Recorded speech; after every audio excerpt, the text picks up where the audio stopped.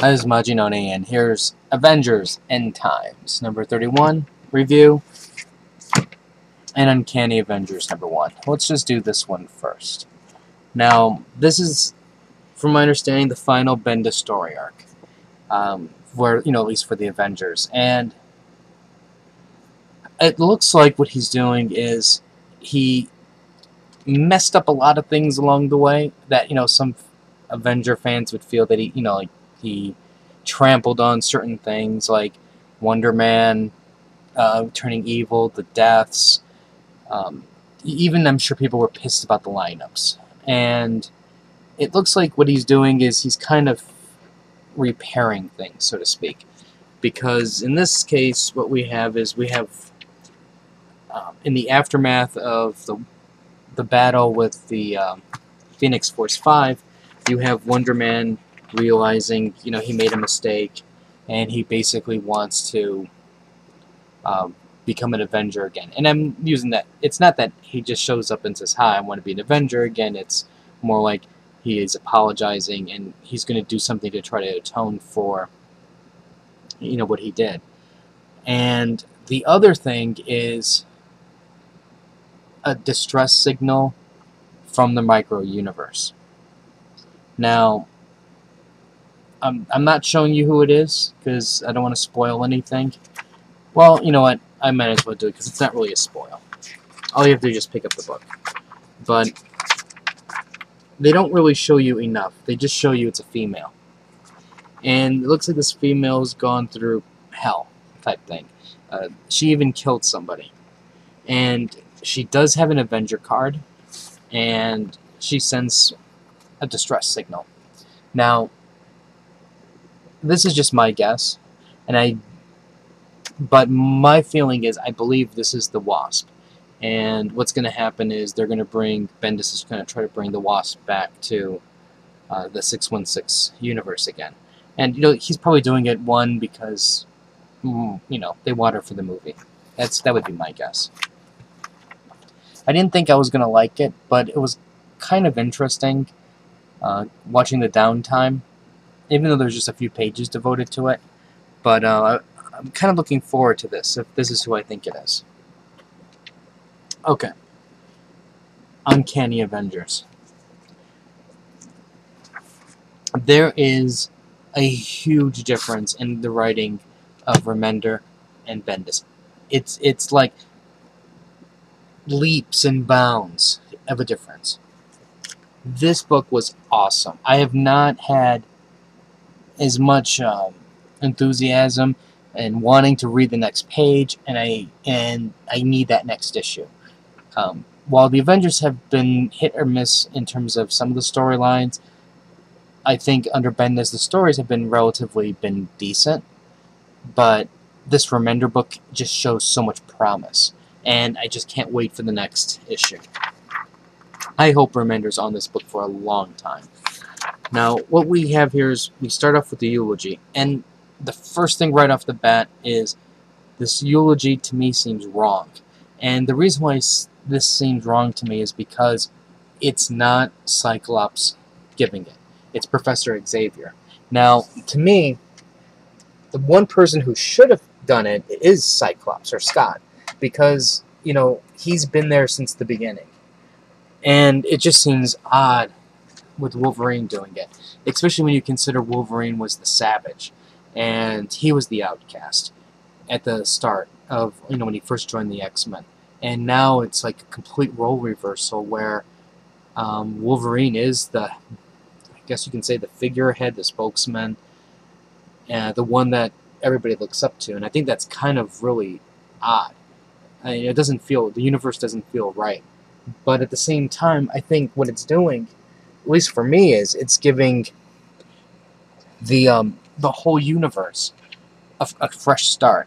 It's basically saying, okay, we've ended this chapter, and we're moving forward into a new direction. And they're doing it in such a way where it's going to be kind of difficult to go right back. So I have hope that it's going to be good.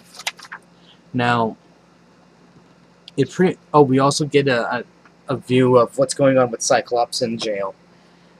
And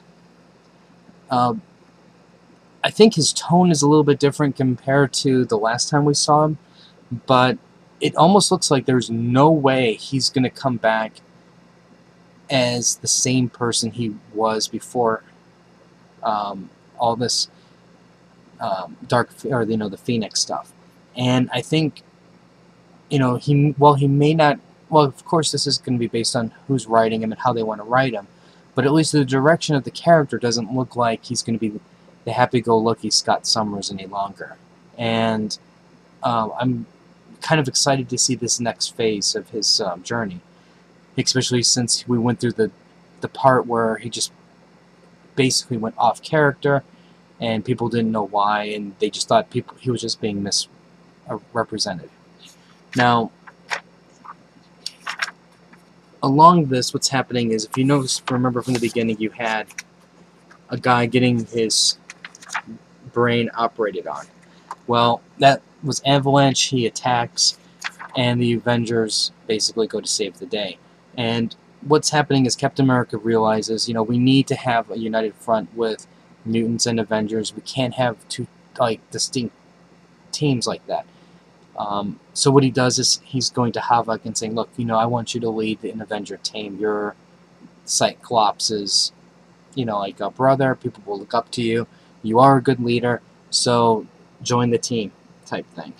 Now, Havoc is Alex, he's a little bit reluctant to do that because, he doesn't want it. He doesn't necessarily want those shoes, but we all know he's going to become leader. And we also have the Scarlet Witch and Rogue and Wolverine joining the team. Now, I'm purposely not showing you the rest because while we already know that the Red Skull is the main villain in this story, it's what he does at the end of the story which is going to set off a firestorm of criticism, hate, and a small minority of you guys will probably say, wow, that's actually kind of cool. I'm one of those people who are going, that's kind of jacked up, and I'm really curious to see where this is going to go. And I think at the same time, it almost puts to rest possible storylines going into the future. Now, I know writers will always just discount whatever was written 6 months ago, even an issue ago, just to tell their story. So I'm sure that last page is going to get retconned out eventually, but it has a slightly controversial ending, and I applaud that very much. Overall, I think this is a great read. I'm looking forward to it, and right now this is going to be my go-to book. I have a feeling that might change when the Avengers comes out, but Remender is such a talented writer. This is awesome. So you should definitely buy it if you haven't. This is a fantastic jumping on point. John Cassidy is a great artist, and this really was a good read, and it's off to a fantastic start. I don't like the fact that they're bringing the Red Skull back, just because it's kind of like it's making it a joke now. How he keeps coming back and forth type thing, alive, dead, live, dead, live, dead. It's like, make up your mind. If you're going to kill him off, at least give us the appearance that he got away, and so this way we can expect him back better, I guess, easier. Anyways, let me get you a free comic book.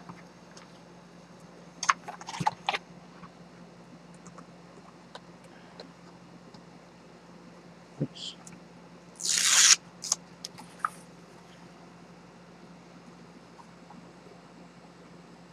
Let me move that up for you so that we can read the ones better. Anyways, if you have any comments or questions, let me know.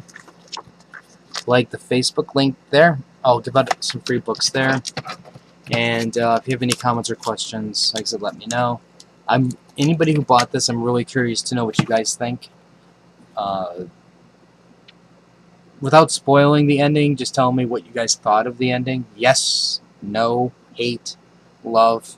But you don't have to tell me what happened. Don't spoil it for the rest of us. So anyways, until next time.